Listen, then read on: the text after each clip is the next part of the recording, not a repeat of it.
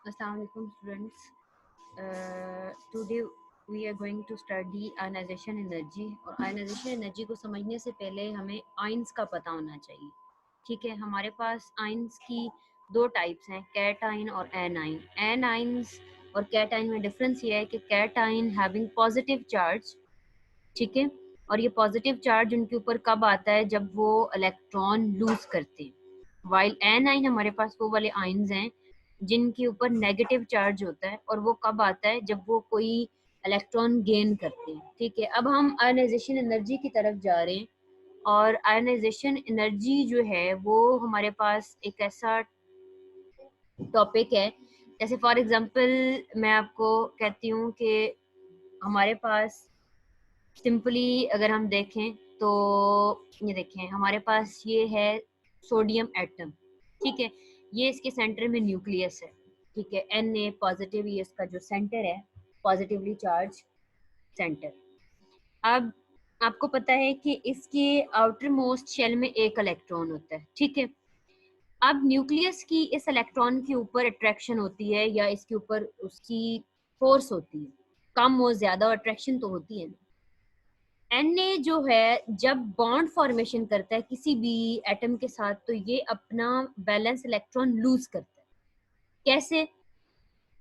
Ionisation energy, हम इसको ionisation energy provide करेंगे तो ये अपना एक इलेक्ट्रॉन लूज कर देगा।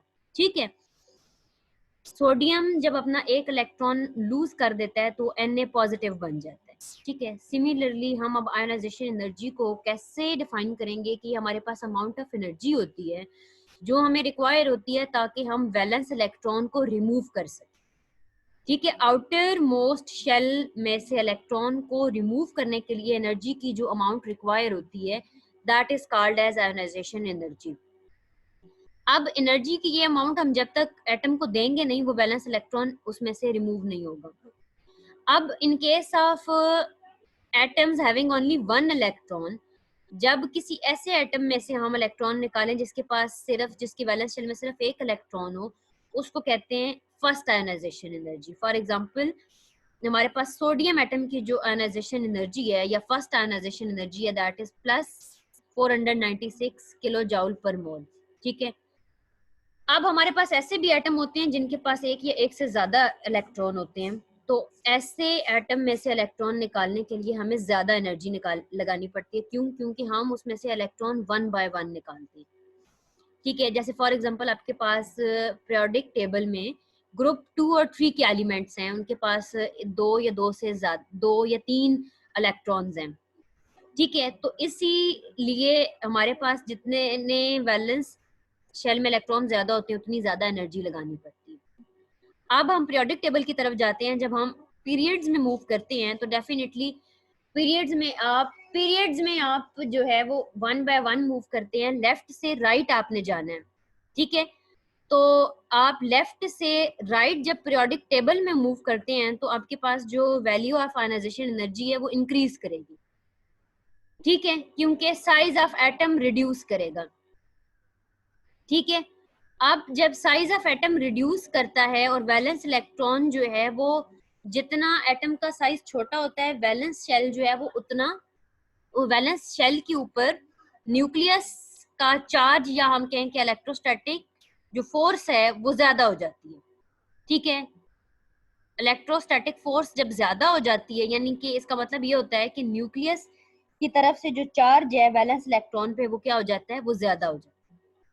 ठीक है, फिर हम इसमें जनरली आयनाइजेशन एनर्जीज की बात करेंगे। आयनाइजेशन एनर्जी जो है आपको पता है कि पीरियोडिक टेबल में जो लेफ्ट साइड पे जो एलिमेंट्स हैं उनकी जो आयनाइजेशन एनर्जी है वो लो है as compare to right side of periodic table. ठीक है,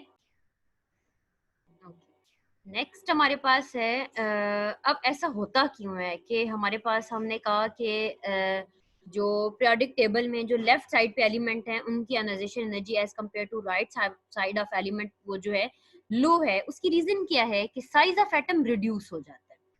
ठीक है, अब साइज ऑफ एटम जब रिड्यूस हो जाता है तो आपको पता है कि वैलेंस इलेक्ट्रॉन जो है, जितना साइज कम हो जाएगा उतना ज्यादा जो वैलेंस शेल में इलेक्ट्रॉन है वो उनके ऊपर इलेक्ट्रोस्टैटिक फोर्सेस ज्यादा हो जाएंगे, ठीक है। तो आयनाइजेशन एनर्जी जो है वो लेफ्ट से राइट की तरफ इंक्रीज हो जाएगी। अब हम ग्रुप्स की तरफ जाते हैं, तो जब हम ग्रुप में मूव करते हैं तो definitely we are moving top to bottom down in a group, ठीक है। अब आपको एक बात पता है कि एटम का जो साइज है वो ग्रुप में टॉप टू डाउन जो है वो इंक्रीज करता है। एटम का साइज बड़ा होता है, और एटम का साइज जितना बड़ा होता है वो होता क्यों है, मोर एंड मोर शेल्स जो है वो उसके बीच में आ जाते हैं, ठीक है। वैलेंस शेल और न्यूक्लियस के बीच में ज्यादा से ज्यादा शेल्स आ जाते हैं। अब addition of these shells reduce electrostatic force, इसका मतलब है कि वैलेंस शेल और न्यूक्लियस के बीच में ज्यादा से ज्यादा इलेक्ट्रॉन शेल्स का एड अप हो जाना जो है वो न्यूक्लियस का चार्ज या न्यूक्लियस की तरफ से जो इलेक्ट्रोस्टैटिक फोर्स है वैलेंस इलेक्ट्रॉन के ऊपर उसको वो कम कर देता है। So for that's why electron taken away easily, ठीक है। इलेक्ट्रोस्टैटिक फोर्स जो है साइज ज्यादा होने की वजह से इलेक्ट्रोस्टैटिक फोर्स वैलेंस शेल पे कम हो जाती है, तो आप बहुत ज्यादा आसानी से इलेक्ट्रॉन वहां से निकाल सकते हैं। तो उसकी जो आयनाइजेशन एनर्जी है जाहिर सी बात है वो कम हो जाएगी, ठीक है। टॉप टू बॉटम डिक्रीज कर जाए। नेक्स्ट टॉपिक जो है दैट इज इलेक्ट्रॉन एफिनिटी। अब इलेक्ट्रॉन एफिनिटी जो है, एफिनिटी का मतलब होता है attraction. Electron affinity means tendency of an atom to accept an electron. इसका एक कॉन्सेप्ट बेसिक ये है कि एफिनिटी का मतलब होता है अट्रैक्शन, अपनी तरफ अट्रैक्ट कर। एटम जो है वो अपने आप को एनाइन करने के लिए, एनाइन का मैंने आपको पहले बता दिया कि वो क्या करेगा, एक्सेप्ट करेगा या गेन करेगा इलेक्ट्रॉन। अब जब उसने इलेक्ट्रॉन गेन करना है या एक्सेप्ट करना है तो उसने डेफिनेटली उसमें सलाहियत होनी चाहिए अपने आप को नेगेटिव करने के लिए, अपने ऊपर नेगेटिव चार्ज लाने के लिए, अपने आप को एनाइन बनाने के लिए या इलेक्ट्रॉन एक्सेप्ट करने के लिए उसके पास जो एक अट्रैक्शन या जो उसके पास एक टेंडेंसी है या जो उसके पास पावर है कि वो इलेक्ट्रॉन एक्सेप्ट करे, उसको हम कहते हैं इलेक्ट्रॉन एफिनिटी, ठीक है। अब हमें पता है कि ये हमारे पास क्लोराइड है, ठीक है। अब आपको पता है कि क्लोरीन जो है उसके पास उसकी वैलेंस शेल में 7 इलेक्ट्रॉन्स हैं, जैसे कि मैंने आपको ये शो किया, ठीक है। इसको एक और इलेक्ट्रॉन चाहिए ताकि ये अपने आप को स्टेबल कर सके, ठीक है। अब वो एक इलेक्ट्रॉन इसको सोडियम देता है। इस वक्त इसके पास टोटल 17 इलेक्ट्रॉन है और 17 ही प्रोटॉन है। जब इसको सोडियम एक इलेक्ट्रॉन दे देता है, वो इलेक्ट्रॉन डेफिनेटली इसमें एंटर कहां से होगा, वैलेंस शेल। वैलेंस शेल में जब बाहर से एक इलेक्ट्रॉन एड अप होने की कोशिश करेगा तो उसमें ऑलरेडी मौजूद 7 इलेक्ट्रॉन जो हैं वो उसको रिपेल करने की कोशिश करेंगे, रिपेल्सिव फोर्स लगाएंगे। अब मीनवाइल न्यूक्लियस जो है उसमें जो नेगेटिव चार्ज है वो अपनी तरफ अट्रैक्ट करेगा, ठीक है। इसका सेंटर में वो जो न्यूक्लियस का जो एटम के बीच में जो पॉजिटिव सेंटर है, नेगेटिव नहीं पॉजिटिव सेंटर, किसी भी एटम का जो न्यूक्लियस होता है वो पॉजिटिव होता है। पॉजिटिव सेंटर जो है वो इसको अपनी तरफ अट्रैक्ट करेगा, बाहर से आने वाले इलेक्ट्रॉन को। इलेक्ट्रॉन नेगेटिव चार्ज है तो वैलेंस इलेक्ट्रॉन तो उसको रिपेल करेंगे due to having similar charge, मगर न्यूक्लियस उसको अपनी तरफ अट्रैक्ट करेगा।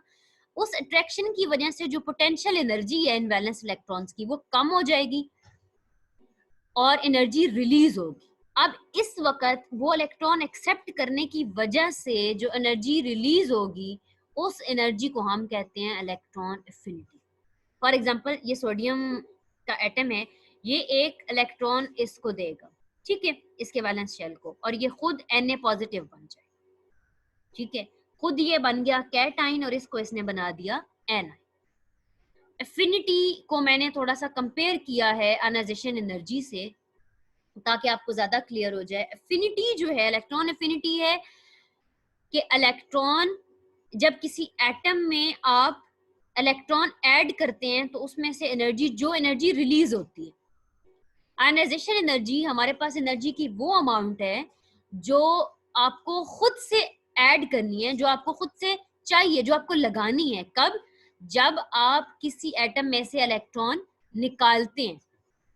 एटम में से इलेक्ट्रॉन निकालने के लिए आपको एनर्जी देनी होती है, और एटम में इलेक्ट्रॉन ऐड अप जब आप करते हैं तो उसमें से एनर्जी खुद ही रिलीज हो जाती है। जब एटम में इलेक्ट्रॉन ऐड होगा तो इलेक्ट्रॉन एफिनिटी, एनर्जी जो निकलेगी इलेक्ट्रॉन एफिनिटी। जब एटम में से इलेक्ट्रॉन निकालने हैं तो जो आपको ताकत या फोर्स लगानी है दैट इज आयनाइजेशन एनर्जी। ठीक है, तो हमारे पास यहाँ पे एग्जांपल है फ्लोरीन की, उन्होंने जो है आपको दिखाई हुई है कि उसकी इलेक्ट्रॉन एफिनिटी क्या है, वो -328 किलो जूल पर मोल है। ठीक है, ओके। अब हम इसको पीरियोडिक टेबल में, एफिनिटी का मतलब अट्रैक्शन, ये सारा कुछ हो चुका। अब हम पीरियोडिक टेबल में इसको डिस्कस करते हैं कि जब आप पीरियड्स में मूव करते हैं लेफ्ट टू राइट, तो आपको पता है कि इलेक्ट्रॉन एफिनिटी जो है वो क्या करेगी, डेफिनेटली वो क्या करेगी, इंक्रीज करेगी। अब ऐसा क्यों? बिकॉज इसकी रीजन ये है कि एटम का साइज डिक्रीज करेगा। जितना एटम का साइज छोटा होता जाएगा उसके ऊपर चार्ज या इलेक्ट्रोस्टैटिक फोर्स उतनी ज्यादा होती जाएगी। जैसे ही आने वाला इलेक्ट्रॉन कोई इलेक्ट्रॉन वैलेंस शेल के करीब आएगा, क्योंकि एटम छोटा हो गया है, न्यूक्लियस के करीब है वैलेंस शेल, तो वो अट्रैक्शन से ज्यादा फोर्स से उसको इनकमिंग इलेक्ट्रॉन को अपनी तरफ खींच लेगा। So in that way electron affinity will increasing in period. इसका मतलब ये होता है कि इलेक्ट्रॉन की जो अट्रैक्शन है वो इंक्रीज करेगी, ज्यादा से ज्यादा एनर्जी रिलीज होगी। जितनी अट्रैक्शन एटम की तरफ से आने वाले इलेक्ट्रॉन के लिए इंक्रीज हो जाएगी, ज्यादा हो जाएगी, उतनी ज्यादा एनर्जी रिलीज करेगा वो। ग्रुप्स में उल्टा है, एफिनिटी की वैल्यू जो है वो डिक्रीज करेगी। क्यों डिक्रीज करेगी? एटम का साइज इंक्रीज होगा। अब एटम जितना बड़ा है, एक बड़ा सारा एटम है, तो जाहिर सी बात है न्यूक्लियस से वैलेंस शेल बहुत ज्यादा दूर हो जाता है। अब वैलेंस शेल दूर है तो आपको पता है कि वैलेंस शेल में तो इलेक्ट्रॉन्स ऑलरेडी रिपल्सिव फोर्स लगा रहे हैं, तो न्यूक्लियस का जो चार्ज है आने वाले इलेक्ट्रॉन के लिए वो कम होगा, अट्रैक्शन कम होगी, तो इसी तरह से एनर्जी कम रिलीज होगी। ठीक है, अब जितना एटम का साइज इंक्रीज करता है शील्डिंग इफेक्ट उतना इंक्रीज करता है। शील्डिंग इफेक्ट जितना इंक्रीज करता है अट्रैक्शन उतनी कम हो जाती है। तो इन दैट वे अट्रैक्शन कम होगी तो एनर्जी भी कम रिलीज होगी। ठीक है, इसी तरह से आपको एग्जांपल में शो कर दिया गया है कि आपको पता है कि साइज ऑफ आयोडीन जो है वो ज्यादा है एज कंपेयर टू क्लोरीन। ठीक है, तो उसमें क्या है, उसकी जो आयनाइजेशन एनर्जी है, सॉरी इलेक्ट्रॉन एफिनिटी जो है that is less than iodine. अब ये आपके लिए एक टेबल बनाया है, आपको याद करना है कि पीरियोडिक टेबल में दो ही चीजें हैं, पीरियड्स और ग्रुप्स। पीरियड्स जो है वो लेफ्ट टू राइट हैं, ग्रुप्स जो है वो टॉप टू बॉटम है। साइज पीरियड में रिड्यूस होगा। ठीक है, सिर्फ आप एक पीरियड को याद कर लें तो ग्रुप्स आपको खुद ही याद हो जाएंगी। इसमें तीन चीजें इधर जो मैंने लिखी हुई हैं, साइज रिड्यूस करेगा, शील्डिंग इफेक्ट कम होगा, और एटॉमिक रेडियस डिक्रीज करेगा। आयनाइजेशन एनर्जी इंक्रीज करेगी, इलेक्ट्रॉन एफिनिटी इंक्रीज करेगी। जबकि आप ग्रुप्स में उल्टा है, साइज इंक्रीज करेगा, आयनाइजेशन एनर्जी डिक्रीज करेगी, शील्डिंग इफेक्ट इंक्रीज करेगा, एटॉमिक रेडियस इंक्रीज करेगा, और इलेक्ट्रॉन एफिनिटी भी डिक्रीज करेगी। ये टेबल याद कर लें तो सारा चैप्टर याद हो जाएगा। कॉन्सेप्ट आपको ऑलरेडी दे दिए गए हैं। ठीक है, और this is all about today's lecture.